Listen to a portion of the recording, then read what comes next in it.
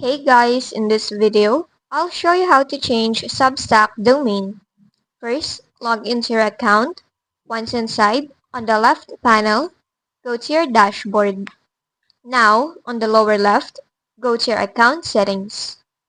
Here, scroll down until you see your domain section.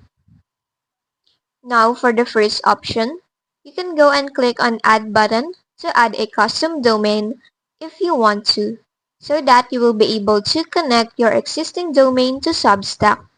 But in here, you will be charged of $50 to complete the operation. Now, for another option, go ahead to Settings on the lower left.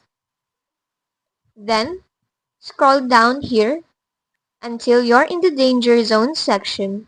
Here, you can change your publication subdomain. This will permanently change your URL, so make sure that you are sure with this decision.